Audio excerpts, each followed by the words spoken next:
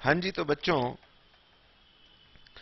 आज हम आपके साथ एक नया चैप्टर पढ़ने जा रहे हैं और अभी हम आपके साथ डिस्कस करेंगे। वैसे तो हमारी बुक के अकॉर्डिंगली ये चैप्टर नंबर 2 है और इसे हम बोलते हैं मटेरियल्स या फिर डायरेक्ट मटेरियल्स। ठीक है, तो आज क्योंकि मेरे को थोड़ा सा थ्रोट में प्रॉब्लम है तो आपको वॉइस कुछ भारी भारी लगेगी। ठीक है सर, तो आज हम एकोमोडेट कर लेंगे। तो आइए और मेरे साथ साथ सभी बच्चे पढ़ना शुरू करते हैं चैप्टर मटेरियल्स। नाउ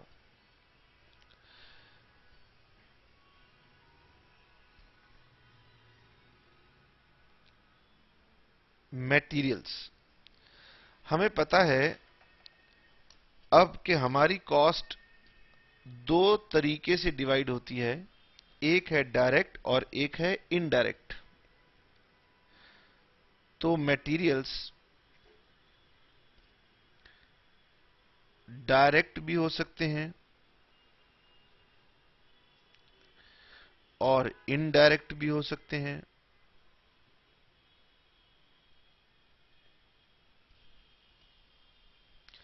हमने आपको पहले कॉस्ट शीट पढ़ाई क्योंकि हर एक चैप्टर में कहीं ना कहीं थोड़ा सा कॉस्ट शीट का रेफरेंस आता है।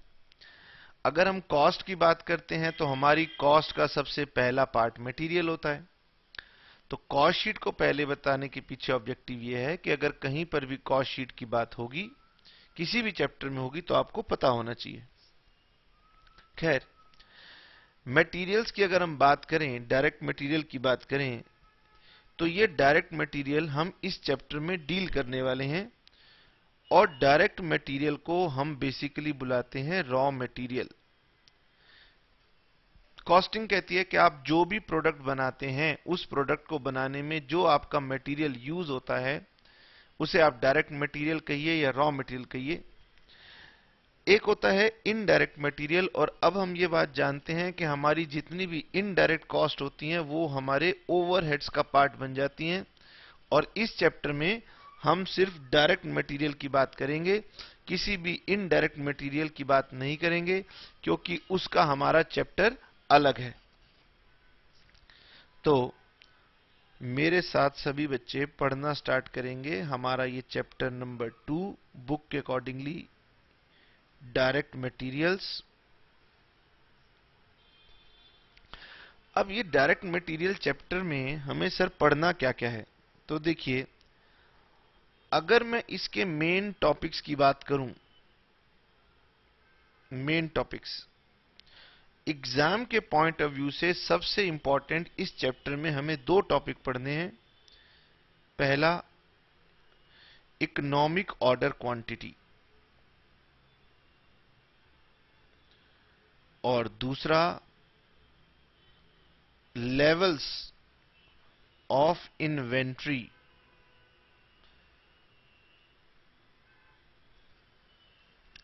और ये दोनों ही टॉपिक लगभग एक दूसरे के साथ कनेक्टेड भी हैं।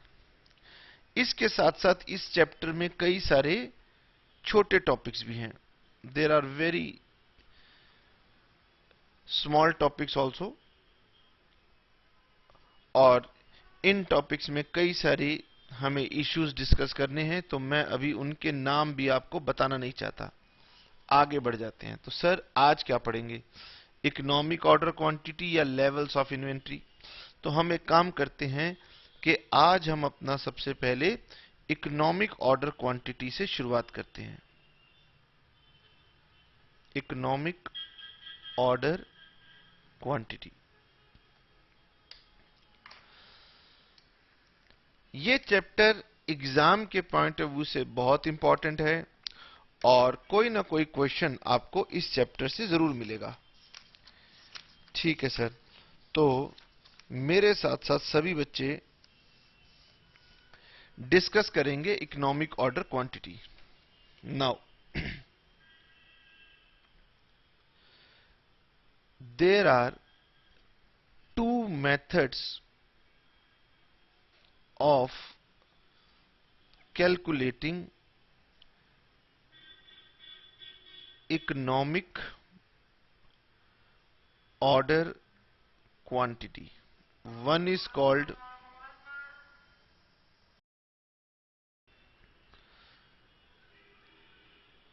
formula method and second method is called trial and error method.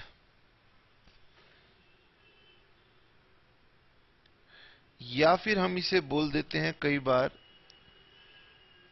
Tabulation method. और ईओक्यू में मैंने आपके साथ कई सारे इश्यूज डिस्कस करने हैं, तो आराम से सभी बच्चे मेरे साथ समझना शुरू करेंगे. तो सबसे पहले तो बच्चे ये जानना चाहते हैं कि sir what is economic order quantity. देखिए, सपोज हम एक एग्जांपल लेते हैं कि आप अपने बिजनेस में एक रॉ मटेरियल यूज करते हैं.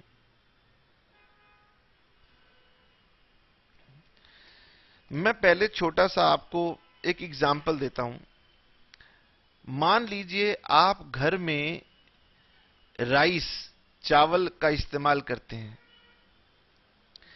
और आप बड़े पर्टिकुलर हैं कि हमें इसी ब्रांड का राइस खाना है, और वो आपकी एक शॉप है, मनपसंद शॉप, जहां से आप लेकर आते हैं. तो आप जब अपनी उस शॉप में जाते हैं राइस लेने के लिए, तो सवाल ये उठता है कि आप एक बार में कितना राइस परचेज करेंगे. हो सकता है आप जाते हो 1 केजी का राइस का पैकेट परचेज करके लाते हो सकता है आप 2 केजी राइस परचेज करते हो सकता है 5 केजी परचेज करते हो सकता है 10 केजी परचेज करते हो. तो यहां पर मैं आपको इकोनॉमिक ऑर्डर क्वांटिटी में यह समझाने की कोशिश करूंगा कि एक बिजनेसमैन को या एक मैन्युफैक्चरर को अपने रॉ मटेरियल को जब परचेज करना हो तो कितनी क्वांटिटी उसे एक बार में परचेज करनी चाहिए. अब आप कहोगे सर हम जाते हैं, हमारा मन होता है तो हम 1 केजी खरीद लेते हैं, मन होता है 2 केजी खरीद लेते हैं और मन होता है 10 केजी परचेज कर लेते हैं. लेकिन अब हम बिजनेसमैन को कुछ साइंटिफिक और नॉलेजेबल बेसिस के आधार पर बताएंगे कि उसको कैसे फिक्स करना है कि एक बार में कितनी क्वांटिटी परचेज होनी चाहिए. और उसके पीछे हमारा ऑब्जेक्टिव है इकोनॉमिक. इकोनॉमिक मतलब सबसे सस्ता. तो आप जिस रॉ मटेरियल की बात कर रहे हैं, सर आपने राइस का एग्जांपल दिया था, तो मान लीजिए आप राइस परचेज करने के लिए गए और शॉपकीपर ने बोला राइस मिलेगा आपको 1 केजी 80 रुपीस का. तो रॉ मटेरियल का प्राइस मैंने एज्यूम कर लिया 80 रुपीस पर केजी. अब शॉपकीपर आपसे पूछ रहा है कि बताइए आपको कितना केजी परचेज करना है. 1 KG, 2 KG, 5 KG, 10 KG, 100 KG, 1000 KG. बोलो जी कितना खरीदना है. शॉपकीपर कह रहा है कि देखो मैंने आपको पर केजी का रेट बता दिया है. अब आप 1 केजी खरीदोगे तो भी 80 रुपीस का है, 2 केजी खरीदोगे तो 80 इंटू 2 160 रुपीस का है. सिमिलरली आप अपना प्राइस कंप्यूट कर लेना. मैंने कहा कितनी हैरानी की बात है कि 1 किलो में भी रेट वही है और 1000 केजी में भी रेट वही है. सर हमें आपकी बात अच्छी नहीं लगी. मैंने कहा मैंने आपसे पहले ही कहा है कि ईओक्यू में हम बहुत सारी बातें डिस्कस करेंगे. सबसे पहले हम बिल्कुल बेसिक स्टार्टिंग करने वाले हैं, जिसमें 1 केजी परचेज करो तो भी प्राइस वही है, 100 केजी परचेज करो तो भी प्राइस वही है. बाद में हम एडिशन करेंगे कि लार्ज क्वांटिटी होने पे डिस्काउंट भी आएगा. तो सर अभी आप क्या बात कर रहे हैं. अभी मैं सबसे पहले आपके साथ बात करूंगा कि थोड़ी देर के लिए डिस्काउंट को भूल जाइए, विदाउट डिस्काउंट. अब बिजनेसमैन कह रहे हैं मैं 1 केजी परचेज करता हूं तो भी रेट 80 रुपीज ही लगना है, 2 केजी परचेज करता हूं तो भी 80 रुपीज लगना है, 100 केजी परचेज करूं तो भी 80 रुपीज लगना है. तो कैसे डिसाइड होगा कि मैं एक बार में कितना परचेज करूं जिससे मुझे सबसे सस्ता पड़े. यहां तो कुछ सस्ता दिख नहीं रहा। ठीक है, तो हमने कहा सबसे पहले तो आप मुझे यह बता दीजिए कि आपकी एनुअल रिक्वायरमेंट कितनी रहती है। सबसे पहला क्वेश्चन मैं अपने कस्टमर से यह पूछूंगा कि आपकी एनुअल रिक्वायरमेंट कितनी रहती है। ठीक है सर, मान लीजिए हमारा कस्टमर कहता है कि मुझे एक साल में 600 केजी राइस चाहिए। ठीक है, मैं सिर्फ अभी आपको बात समझाने के लिए डिस्कस कर रहा हूं। तो एनुअल रिक्वायरमेंट कितनी है? 600 केजी। ठीक, अब मैं दूसरी बात आपसे पूछूंगा कि ये बताइए कि आप जब परचेज करते हैं तो ऑर्डर की क्या कॉस्ट लगती है? सर, घर में हम जब परचेज करते हैं तो क्या करते हैं? नीचे उतरे, अपनी कार स्टार्ट की, मार्केट में गए और 1 केजी या 2 केजी राइस खरीद के ले आए। तो कुछ ना कुछ कॉस्ट आपकी लगी ना। आप अपनी कार लेकर गए होंगे, कॉस्ट लगी, टाइम लगा, कॉस्ट लगी। अब हम बिजनेस की बात कर रहे हैं। एक फैक्ट्री वाला एक बार में एक बल्क क्वांटिटी मंगवाता है, तो जब वो फोन करता है ना अपने सप्लायर को कि ऐसा है मुझे सामान चाहिए, तो सप्लायर कहता है सामान आपको भेज देंगे, इसके लिए आपको 500 रुपए देने पड़ेंगे। अच्छा, अगर आप कभी मार्केट में गए हो अपने पेरेंट्स के साथ, मान लीजिए पेरेंट्स ने कहा कि चलो एसी परचेज करके लाना है, तो जब आपने एसी भी परचेज किया था तो एसी वाले दुकानदार ने आपसे कहा था कि देखो एसी का दाम अलग लेंगे और आपके घर भेजने का दाम अलग लेंगे। इसका मतलब हर एक गुड्स को ऑर्डर करने में और उसे प्राप्त करने में, रिसीव करने में कुछ ना कुछ कॉस्ट इन्वॉल्व होती है। That is called ordering cost. मान लेते हैं एक बार ऑर्डर करने में मेरी कॉस्ट लग जाती है 100 रुपीज। ठीक है सर, ये क्या ये ट्रांसपोर्टेशन की कॉस्ट है? मैंने कहा ये सब मिला के कॉस्ट है। अब मैंने आपको पहली बात बता दी, आपको साल में चाहिए 600 किलोग्राम। अगर आप एक ही बार ऑर्डर कर दो तो आपकी ऑर्डरिंग कॉस्ट एक ही बार लगेगी साल में, और आपको एक ही बार में पूरी की पूरी रिक्वायरमेंट मिल जाएगी। अगर आप 300 केजी करके साल में 2 बार परचेज करते हो तो इसका मतलब आपको 2 बार डिलीवरी करवानी होगी, तो 2 बार डिलीवरी करवाने की कॉस्ट डबल हो जाएगी। अगर सर हम इसे और छोटी क्वांटिटी में ले लें, 100 केजी में ले लें, तो आपको कितने ऑर्डर देने पड़ेंगे? 6 ऑर्डर देने पड़ेंगे। ठीक है, तो जितनी स्मॉल क्वांटिटी एक बार में खरीदोगे उतनी ज्यादा बार ऑर्डर देना पड़ेगा, और जितनी ज्यादा बार ऑर्डर दोगे हर बार 100 रुपए की कॉस्ट लगनी है। तो इसलिए आपकी साल भर में ज्यादा ऑर्डर्स होने की वजह से ऑर्डरिंग कॉस्ट बढ़ जाती है। ठीक है सर, तीसरी चीज है मेरे पास कैरिंग एंड स्टोरेज कॉस्ट।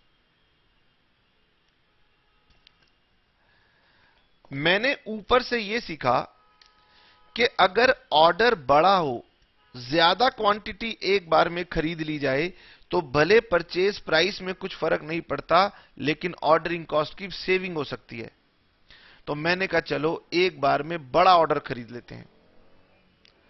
अब दूसरी प्रॉब्लम आ गई, अगर आप ज्यादा क्वांटिटी खरीदोगे तो ज्यादा क्वांटिटी को स्टोर करने के लिए आपको ज्यादा स्पेस चाहिए,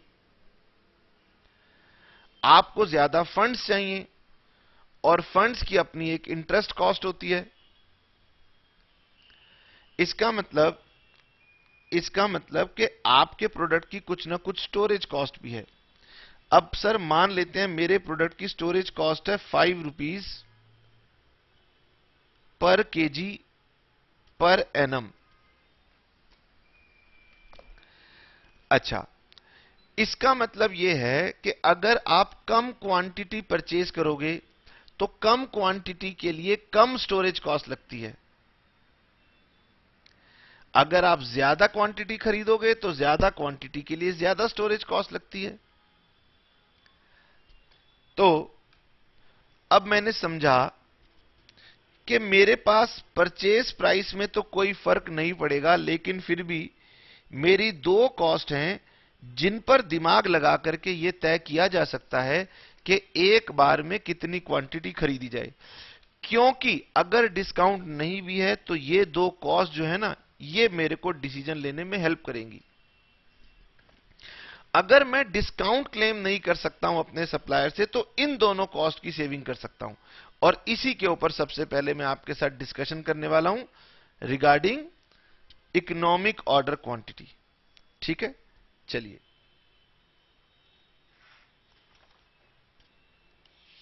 अब मेरे साथ साथ सभी बच्चे दोबारा से लिखेंगे, calculation of economic order quantity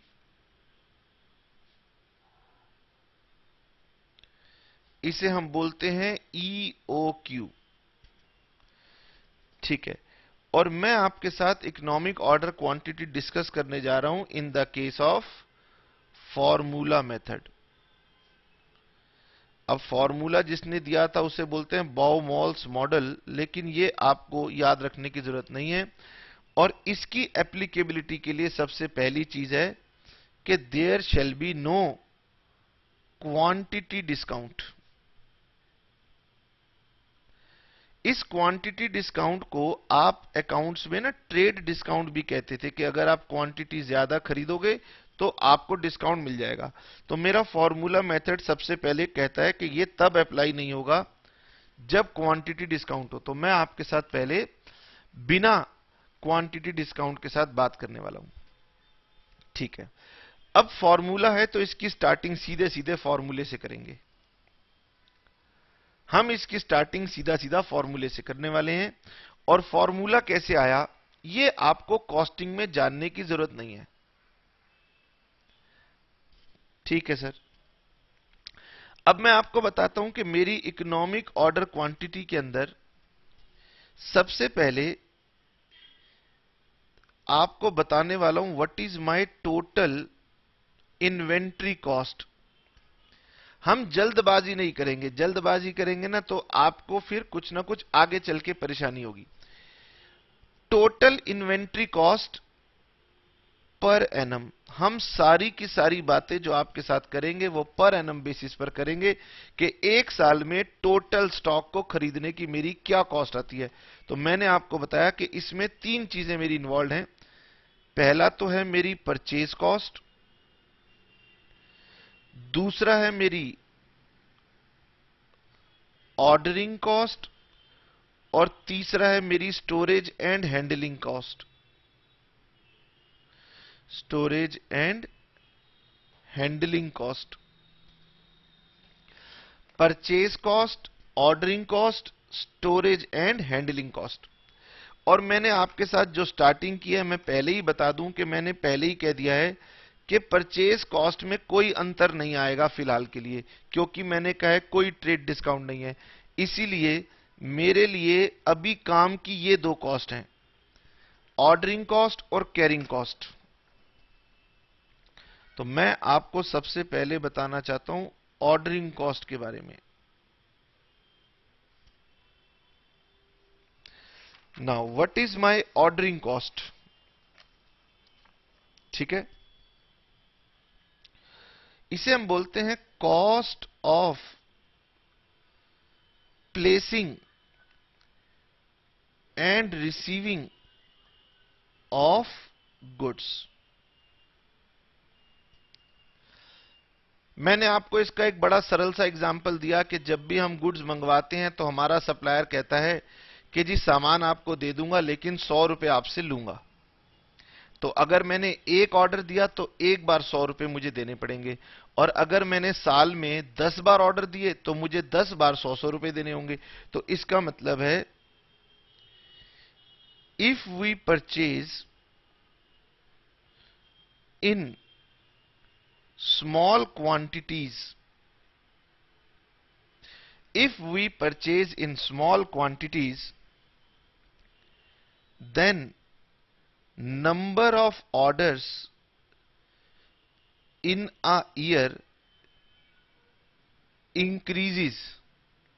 Therefore, ordering cost per annum increases. सबसे पहले मैं आपको ना डायग्राम बना करके भी ये बात समझाने की कोशिश करता हूं। देखिए, मान लीजिए ये मेरी कॉस्ट है और यहां पर मेरे यूनिट्स हैं।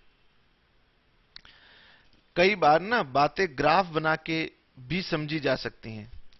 तो क्या हुआ, जैसे ही मैंने अपनी क्वांटिटी पर ऑर्डर बढ़ानी शुरू की तो मेरी ऑर्डरिंग कॉस्ट पर एनम कम होनी शुरू हो गई। This is called ordering cost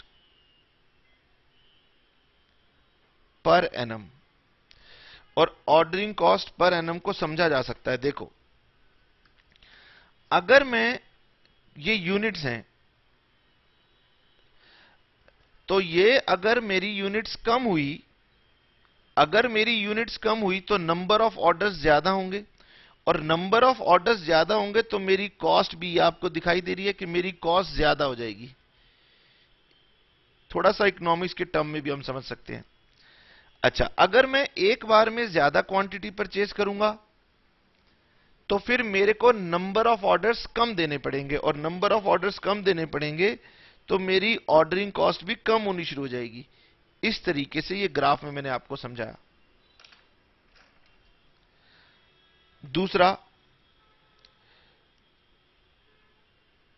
दूसरा है मेरी कैरिंग एंड स्टोरेज कॉस्ट।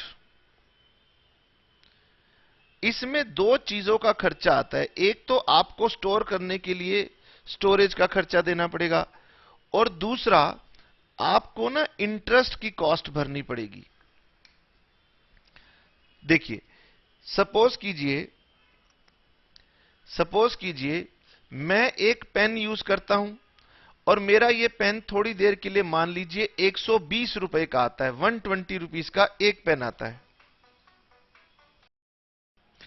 चलिए, एक फोन ने हमारी कंसंट्रेशन को डिस्टर्ब कर दिया था, दोबारा बात करते हैं। मान लीजिए मैं एक मटेरियल यूज करता हूं, जैसे मैं इस पेन का एग्जांपल ले रहा हूं, ये 120 रुपए का आता है। तो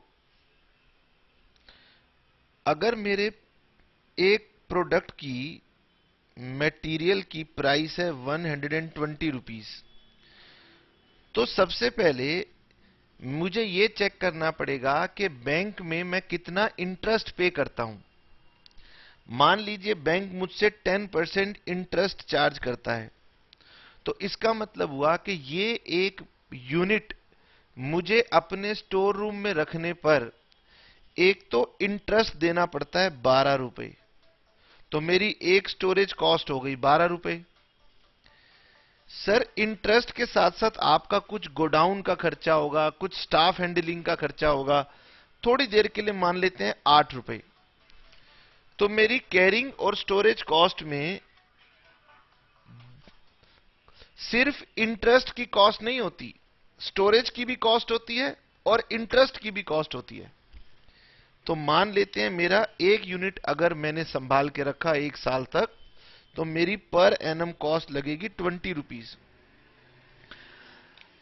अब एक पेन को स्टोर करने की कॉस्ट है 20 रुपीस। तो अगर मैं ज्यादा यूनिट परचेज करूंगा तो ज्यादा यूनिट स्टोर भी करूंगा, और अगर ज्यादा यूनिट स्टोर करूंगा तो मेरे ऑर्डरिंग और कैरिंग कॉस्ट बढ़ जाएगी। ठीक है? ठीक है सर, तो हमें क्या करना चाहिए?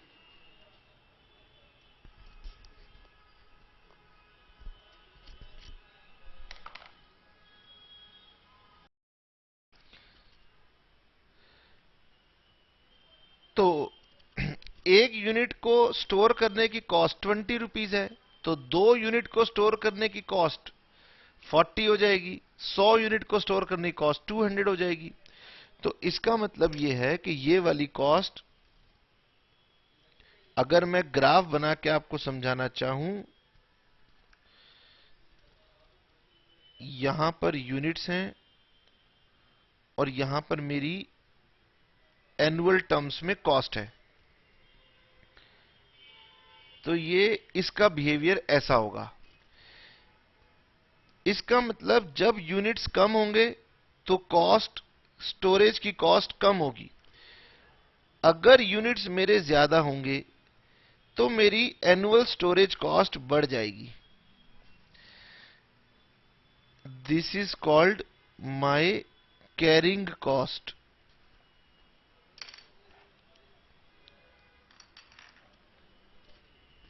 ठीक, ये दोनों मैंने आपको इंडिपेंडेंटली समझाए और ये दोनों कॉस्ट जो है ना एक दूसरे की रिवर्स है।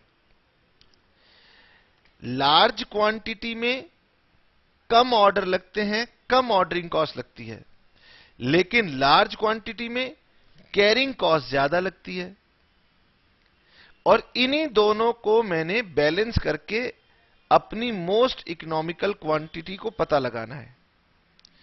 ठीक है सर, मैंने एक ही ग्राफ से इन दोनों को अलग अलग बनाया है। आगे चल के मैं इन दोनों को मिलाने वाला हूं और सारी बातें आपके साथ शेयर करने वाला हूं। तो आगे बढ़ते हैं, धीरे धीरे बढ़ते जाएंगे, धीरे धीरे बातें आपको समझाते जाएंगे। चलिए जी, नंबर 1, इकोनॉमिक ऑर्डर क्वांटिटी हम लोग पता लगाना चाहते हैं और हम लोग इसके लिए फॉर्मूला लगाना चाहते हैं। तो जिन मैथमेटिशियंस ने ये फॉर्मूला दिया है उन्होंने कहा है कि आपको 3 बातें पता होनी चाहिए, जो तीनों बातें मैंने आपके साथ डिस्कस की हैं। ठीक है, तो उन्होंने कहा अगर ये बातें आपको पता हैं तो ईओक्यू निकालने का फॉर्मूला होता है √2UP/S, या फिर कुछ लोग इसे लिखते हैं 2AO/C। तो आप क्या टर्म यूज करते हैं वो आपके ऊपर है। जैसे बुक ये यूज करती है और बाजार में कई टीचर ये यूज करते हैं। तो आप टर्म कौन सी यूज कर रहे हैं इससे कोई फर्क नहीं पड़ता। जब आप मैथमेटिक्स करते थे तो आप क्या कहते थे, let total sales is equal to X, और मैं कॉस्ट शीट में लिख देता था let total sales is equal to S. तो इन दोनों में दोनों तरीके से चलते हैं, आप कैसे भी कर सकते हैं, गलत नहीं होगा, बस मैंने बताया है।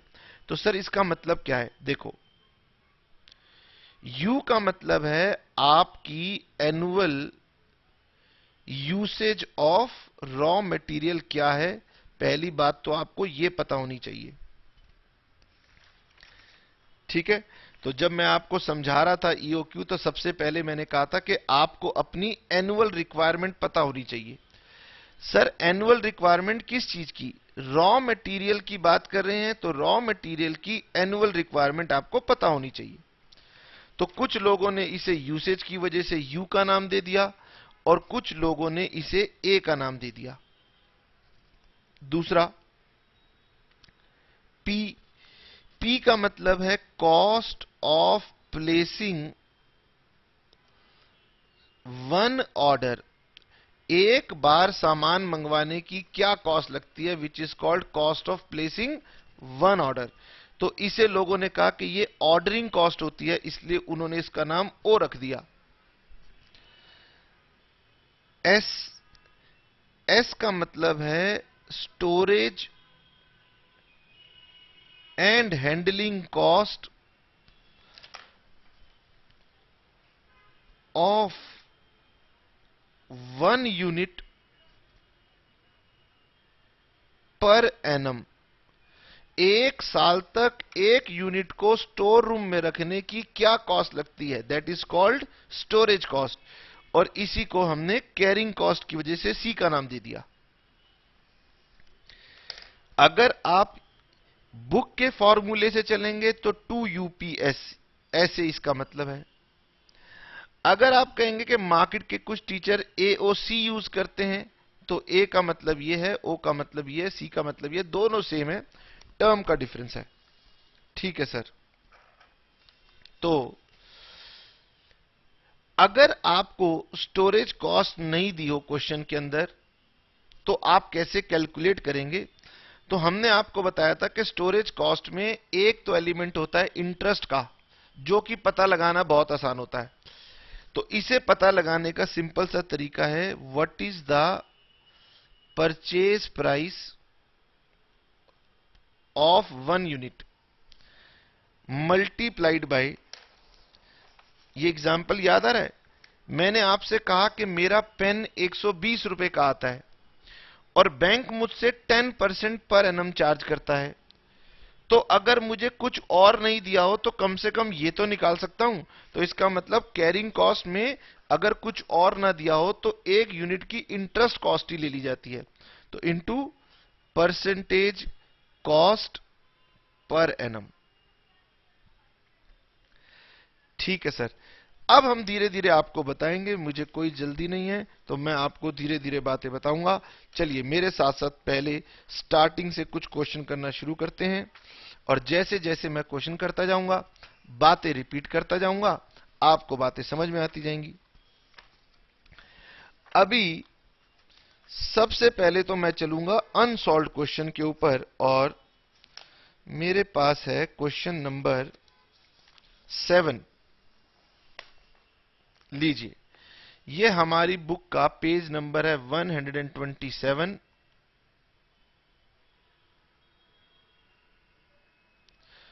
मटेरियल चैप्टर अनसॉल्व्ड क्वेश्चन में आएंगे, और अनसॉल्व्ड क्वेश्चन में मेरे पास इकोनॉमिक ऑर्डर क्वांटिटी का सबसे पहला एकदम सिंपल सा सीधा साधा क्वेश्चन दिया हुआ है। लिखा है, from the following particulars find out economic order quantity. मुझे दिया है एनुअल डिमांड, इसका मतलब मेरी रॉ मटेरियल की एक साल की जो डिमांड है या रिक्वायरमेंट है या यूसेज है, कुछ भी कहिए, वो है 12,000 यूनिट्स। ऑर्डरिंग कॉस्ट, इसका मतलब एक बार सामान मंगवाने में मुझे 90 रुपीस पर ऑर्डर का खर्चा करना पड़ता है। Inventory carrying cost per annum, याद रखना है ये पर यूनिट होती है, पर यूनिट पर एनम। ये भी दी हुई है 15 रुपए। तो कितना सिंपल है, सिर्फ फॉर्मूला अप्लाई कर देना है और काम हो जाएगा। बच्चे कह रहे हैं कि सर इसके लिए क्या हम कोशिश कर सकते हैं? मैंने कहा बिल्कुल कर सकते हो, जल्दी से बताइए। बच्चों ने कहा sir question number 7, Maheshwari Mittal book, page number 127। ठीक है, लो, मैंने कहा EO Q is equal to 2AO upon C. A का मतलब है आपकी एनुअल रिक्वायरमेंट बताओ। क्वेश्चन ने डिमांड वर्ड यूज किया, लेकिन ए का मतलब है एनुअल रिक्वायरमेंट, एनुअल यूसेज क्या है आपकी। तो सर ये हमें क्वेश्चन में गिवन था 12,000 units. Ordering cost, cost of an order, ये गिवन थी मुझे ₹90 पर ऑर्डर, और मेरी कैरिंग कॉस्ट थी ₹15 पर यूनिट पर एनम। तो बस करना क्या है सर, फॉर्मूला लगा दो। मैंने कहा आइए और मेरे साथ साथ फॉर्मूला लगाइए। 2 into A into O divided by 15, 2AO upon C. तो ये बन गया सर, अगर मैं काटूं तो 15 इंटू 6 90। हालांकि कैलकुलेटर है तो हमें काटने की भी जरूरत नहीं पड़ती है। 2 इंटू 12,000 इंटू 90 डिवाइडेड बाई 15, 1,44,000। और देखें इसका स्क्वायर रूट कहां है, ये स्क्वायर रूट हो गया 379.47। तो हम कहेंगे 379 यूनिट्स अप्रोक्सीमेटली। इसका मतलब हमें एक बार में 379 यूनिट्स खरीदने चाहिए। क्वेश्चन मेरा सॉल्व हो गया, लेकिन मेरा ऑब्जेक्टिव क्वेश्चन सॉल्व करने का नहीं है, मेरा ऑब्जेक्टिव आपको सिखाने का है। तो मैं कुछ और बातें भी आपके साथ डिस्कस करूंगा। मैंने आपसे कहा कि यह बताइए कि उसे साल भर में कितने ऑर्डर देने होंगे। मुझे बताइए, क्या आप मुझे बता सकते हैं total number of orders in a year? एक साल में उसे कितने ऑर्डर देने होंगे? ठीक है सर, तो नंबर ऑफ ऑर्डर्स निकालने का तरीका है, आपकी एनुअल रिक्वायरमेंट कितनी है और एक बार में कितने यूनिट्स आप खरीदना चाहते हो। अगर साल भर में आपको 12,000 यूनिट चाहिए और मैं आपको समझा रहा हूं कि एक बार में 379 यूनिट्स परचेज करने चाहिए, तो इसका मतलब कितनी बार आपको ऑर्डर देना पड़ेगा? 12,000 divided by 379, 12,000 divided by 379, sir 31.66। कोई बात नहीं, अब डेसिमल में आ जाए तो घबराने की कोई बात नहीं है। 31.66 ऑर्डर्स। ठीक है, तो आप इसे 31 भी कह सकते हो, आप इसे 32 भी कह सकते हो और 31.66 भी कह सकते हो। आगे चल के बताऊंगा कि 31.66 में भी हमें कोई ऑब्जेक्शन नहीं है, धीरे धीरे। ठीक है सर। अच्छा सर, क्या आप ये बता सकते हैं कि हम ये जो ऑर्डर देंगे, फिर जो दोबारा ऑर्डर देंगे, उसके बीच में कितने दिन का गैप होगा? एक तो बात मैंने आपको ये सिखाई, एडिशनल सिखा दी ईओक्यू के साथ। घबराने वाली बात नहीं है, बच्चे बहुत इंटेलिजेंट हैं। वो कहते हैं सर और क्या बता सकते हो? मैंने कहा मैं आपको एक बात और बता सकता हूं कि इसे हम बोलते हैं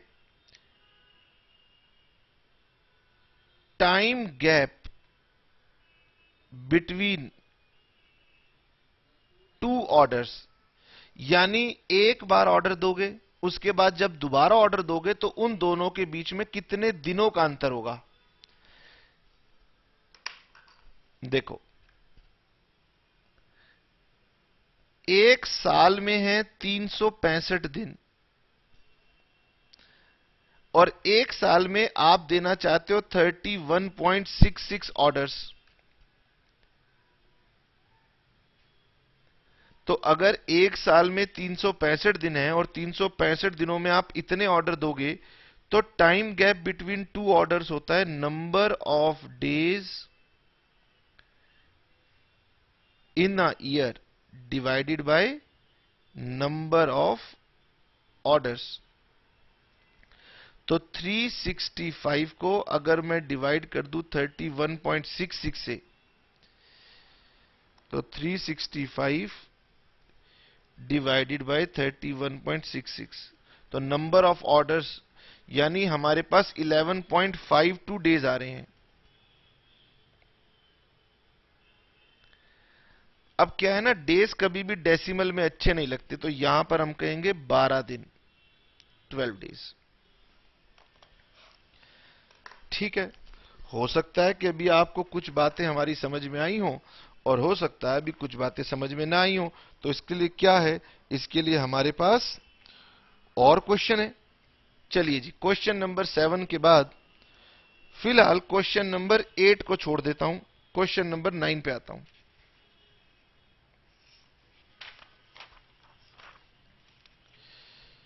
और हम अपनी बुक में मार्क भी कर लेते हैं कि हमने अभी सिर्फ 7 किया है, 8 में कोई खास बात नहीं है, बाद में बात करेंगे। तो अभी हम चलते हैं किस पर, क्वेश्चन नंबर 9 के पास।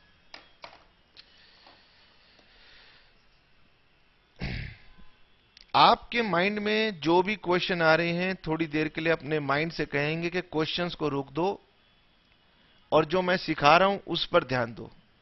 सीखने पर ध्यान दो, माइंड में जो क्वेरीज आ रही हैं उन्हें होल्ड पर रखो। A company manufactures a product having monthly demand of 2000 units. अब देखो, मुझे एनुअली चाहिए था और उसने मुझे मंथली दिया हुआ है, लेकिन दोबारा पढ़ के देखिए, company manufactures a product having monthly demand of 2000 units.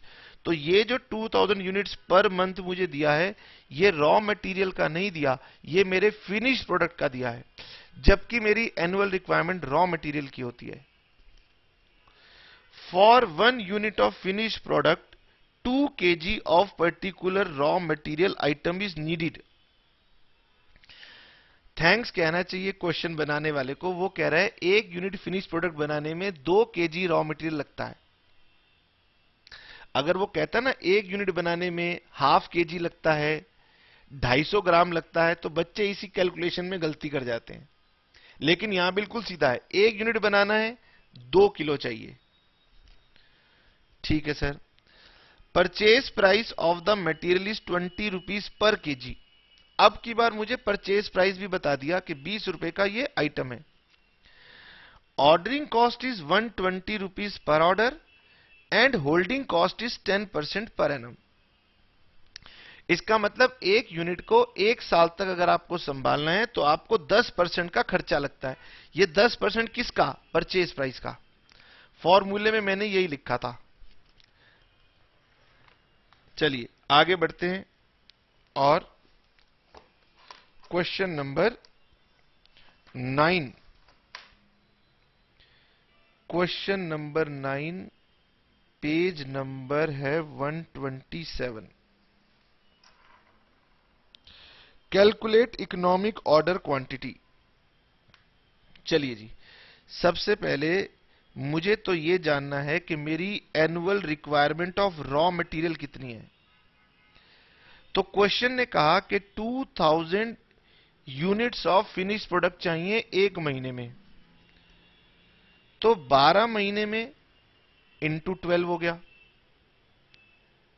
और क्वेश्चन कह रहा है कि 1 यूनिट बनाने के लिए रॉ मटेरियल के 2 kg लग जाते हैं। तो इसका मतलब मेरी annual requirement of raw material कितनी हो जाएगी? 2 इंटू 12 इंटू 2000, 48,000 किलोग्राम्स। मैं नहीं समझता कि इसमें किसी बच्चे को दिक्कत होनी चाहिए। ये मंथली है, ये नंबर ऑफ मंथ से मल्टीप्लाई किया तो मेरे पर एनम आ गए। लेकिन क्वेश्चन में तो दिया है फिनिश गुड, मुझे चाहिए रॉ मटेरियल। क्वेश्चन ने आगे लिखा था कि 1 यूनिट फिनिश गुड्स बनाने के लिए 2 kg का रॉ मटेरियल लगता है, तो टोटल रॉ मटेरियल लग जाएगा 48,000 kilogram. Ordering cost 120 rupees per order. Carrying cost, 1 unit को संभालने की कॉस्ट आती है 10% पर एनम। तो 1 यूनिट कितने का है? Purchase price of 1 unit multiplied by percentage cost per annum basis पर मुझे चाहिए। मेरी परचेज प्राइस क्वेश्चन ने दिया था 20 रुपीज और हैंडलिंग कॉस्ट दी हुई थी 10% पर एनम। याद रखना है, ये एनुअल कॉस्ट है पर यूनिट पर एनम, तो ये होगी सर 2 रुपए पर यूनिट पर एनम। अब आप फॉर्मूला लगा सकते हैं और बच्चों में लड़ाई होगी कि सर फॉर्मूला तो हमें लगाने दो। मैंने कहा चलो आप लगाओ और मुझे आंसर बता दो।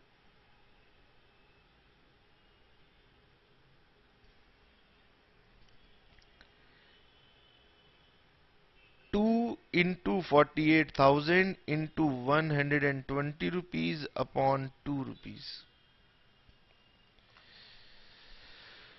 2 into 48,000 into 120 divided by 2 rupees और इसका स्क्वायर रूट 2400 यूनिट्स।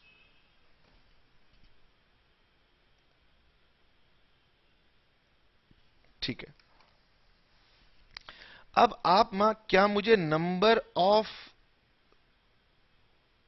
ऑर्डर्स बता सकते हैं? 1 साल में मुझे कितने नंबर ऑफ ऑर्डर्स देने होंगे। तो सर इसके लिए सिंपल तरीका है, आप एनुअल रिक्वायरमेंट को ईओक्यू में जो क्वांटिटी आपने निकाली है उससे डिवाइड कर लो। तो आपको एक साल में चाहिए 48,000 किलोग्राम, एक बार में खरीदोगे 2400 किलोग्राम, तो नंबर ऑफ ऑर्डर्स कितने होंगे? 48,000 divided by 2400, number of orders होंगे 20। सर ये पूरा आ गया, लेकिन डेसिमल में आ जाए तो घबराना मत, डेसिमल चलता है, लॉजिक भी बताएंगे, कोई दिक्कत नहीं, हर चीज का लॉजिक आपको बताएंगे। सर टोटल ऑर्डरिंग कॉस्ट एक साल में कितनी लगेगी? जितने orders multiplied by ordering cost per order. Question कह रहा था कि एक ऑर्डर दोगे तो 120 रुपए की कॉस्ट लगेगी, और मैंने एक साल में कितने ऑर्डर देने हैं? 20 ऑर्डर देने हैं। तो इसका मतलब 20 ऑर्डर में मेरी कॉस्ट कितनी लग जाएगी?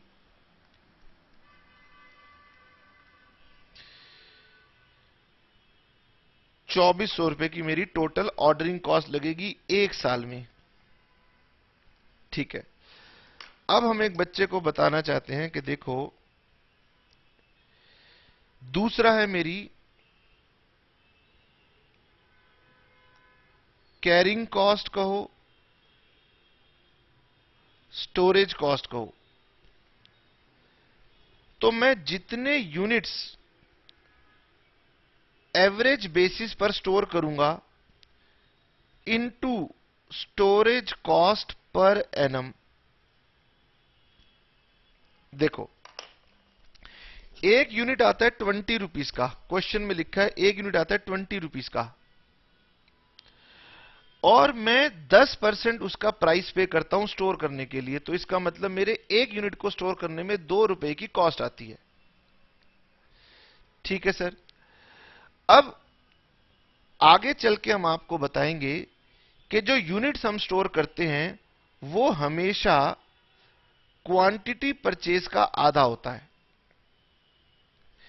यानी जो यूनिट्स आप स्टोर करते हो वो क्वांटिटी परचेज्ड का 50% होता है। अगर आप एक बार में 2400 यूनिट खरीदते हैं तो इसका मतलब आज आपके पास 2400 यूनिट है। धीरे धीरे धीरे धीरे आप इनको कंज्यूम करेंगे, और जब आप इसे कंज्यूम करेंगे तो आपके पास क्वांटिटी डिक्रीज होती जाएगी। तो सर ये कैसे बताएं कि एवरेज यूनिट हम कितने रखते हैं? तो एवरेज यूनिट हो जाएगा EOQ divided by 2 into storage cost per annum, और मेरी स्टोरेज कॉस्ट कितनी है? 2 रुपए। तो ये हो जाएगा 2400 यूनिट्स खरीदे हैं, स्टोर करूंगा इसका हाफ, तो ये मेरी कॉस्ट आ गई 2400 रुपए।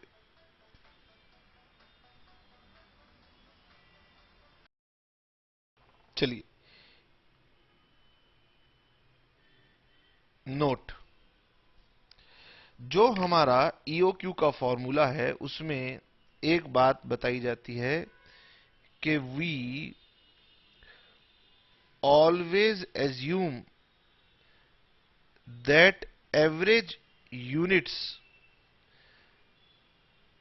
स्टोर्ड या carried is equal to quantity purchased multiplied by 50%। इसका मतलब अगर आप पूछोगे सर स्टोर रूम में कितनी क्वांटिटी हम कैरी करते हैं, तो हम कहेंगे क्वांटिटी परचेज का 50%। आपने खरीदा है 2400 यूनिट, इसलिए कैरी करोगे 1200 यूनिट। अगर ये आता 3000 यूनिट्स तो ये हो जाते 1500 यूनिट्स। ठीक है, नंबर 1। नंबर 2, एट ईओक्यू, सिर्फ ईओक्यू के ऊपर ऐसा होगा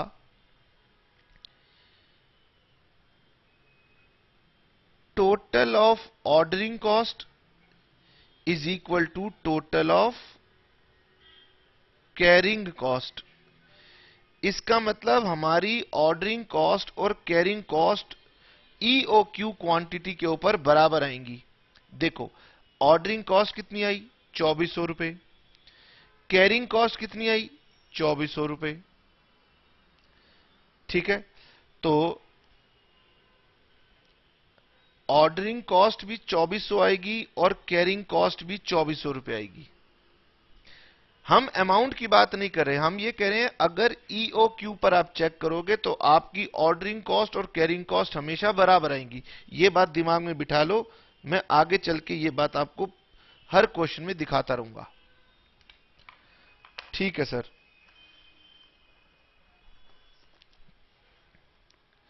अब आ गया कि सर इस क्वेश्चन में मांगा गया था कि ईओक्यू बता दो, तो ईओक्यू तो हमने आपको बता दिया सर। साथ साथ annual cost of purchasing and storage of the raw material ये भी आप बता दो। जो मैंने कहा चलिए ये भी आपको बता देते हैं।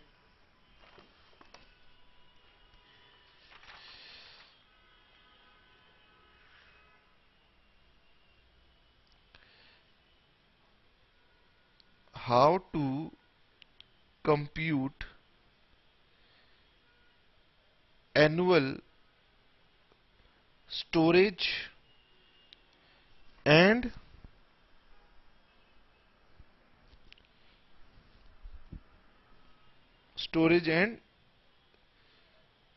परचेजिंग। परचेजिंग से मतलब ऑर्डरिंग कॉस्ट की बात हो रही है। ठीक है सर। देखो, ये निकालने के भी मेरे पास दो तरीके हैं। पहला तो तरीका है मैं सिंपल इक्वेशन लगाऊं या सिंपल तरीके से काम करूं, और दूसरा है कि मैथमेटिशियंस ने मुझे इसका भी फॉर्मूला दिया हुआ है। लेकिन यह फॉर्मूला सिर्फ और सिर्फ ईओक्यू पर काम करता है।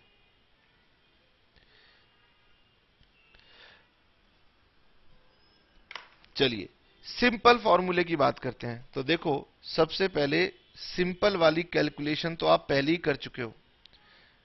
Number 1, total ordering cost. तो टोटल ऑर्डरिंग कॉस्ट कैसे निकालोगे? Number of orders multiplied by cost of one order. और नंबर ऑफ ऑर्डर्स अभी आपने निकाले थे। आपकी एनुअल रिक्वायरमेंट थी क्वेश्चन में 48,000 यूनिट्स। एक बार में आप खरीद रहे थे 2400 यूनिट्स और एक ऑर्डर देने की कॉस्ट थी 120 रुपए। आप पीछे निकाल चुके हो। ये आपने मुझे कहा कि सर टोटल कॉस्ट आ गई 2400 रुपए, प्लस दूसरी कॉस्ट थी टोटल कैरिंग कॉस्ट। और मैंने आपसे कहा था जितने एवरेज यूनिट्स आप कैरी करते हो उसे मल्टीप्लाई कर दो पर यूनिट कैरिंग कॉस्ट से। तो आपने कहा था कि सर हमने 2400 यूनिट परचेज किए हैं तो हम कैरी करते होंगे इसका हाफ, और एक यूनिट में 2 रुपए की कॉस्ट आती है, तो ये हो गया 2400 रुपए। इसका मतलब मेरी टोटल साल भर की ऑर्डरिंग और कैरिंग कॉस्ट होगी 4800। ठीक है, ये तो हो गया मेरा सिंपल तरीका। लेकिन क्योंकि ईओक्यू के लिए आप ये कैलकुलेट कर रहे हो तो ईओक्यू के लिए मेरे पास एक फॉर्मूला भी है। Total ordering and carrying cost फॉर्मूले से निकालना है तो 2AOC या फिर 2UPS। बुक के हिसाब से यूपीएस, हमारे हिसाब से एओसी। √2 48,000, ऑर्डरिंग कॉस्ट 120 पर order, carrying cost 2 rupees. Solve कर दीजिए। 2 इंटू 48,000 इंटू 120 इंटू 2 और फिर इसका स्क्वायर रूट 4800। सेम आंसर आ गया।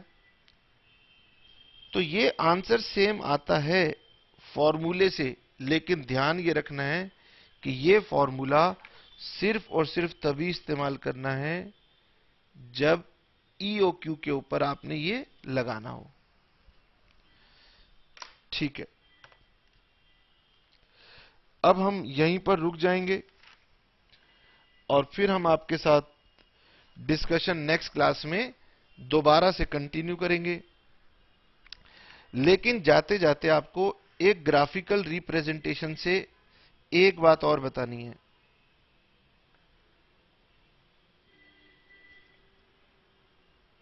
ठीक है सर, देखो यहां पर है यूनिट्स और यहां पर है मेरी एनुअल कॉस्ट। ठीक है सर, एक थी हमारी ऑर्डरिंग कॉस्ट। अगर आपको याद हो तो इस तरीके से हमारी ऑर्डरिंग कॉस्ट थी। Ordering cost per annum. अगर हम यूनिट्स एक बार में ज्यादा खरीदेंगे तो नंबर ऑफ ऑर्डर कम लगेंगे और मेरी ऑर्डरिंग कॉस्ट नीचे की तरफ आएगी। दूसरी थी मेरी स्टोरेज एंड हैंडलिंग कॉस्ट, जिसे हम नाम देते हैं कैरिंग कॉस्ट। ये हमारी थी कैरिंग कॉस्ट पर एनम।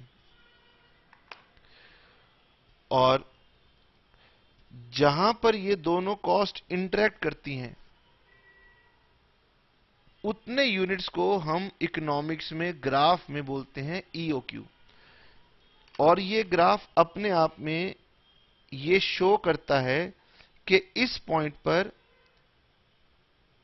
मेरी ऑर्डरिंग कॉस्ट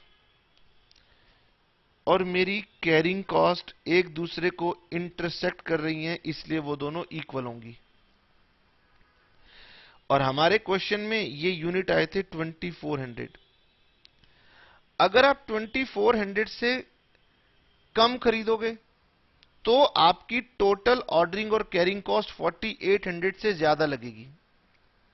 और अगर आप इसके बाद की यूनिट लोगे, 3000 यूनिट्स लोगे, तो भी आपकी ऑर्डरिंग और कैरिंग कॉस्ट इससे ज्यादा होगी। मतलब परचेज प्राइस में तो कुछ हो नहीं सकता, लेकिन आप अपनी ऑर्डरिंग और कैरिंग कॉस्ट को मिनिमम कर सकते हो, और वो मिनिमम यहां पर होगी।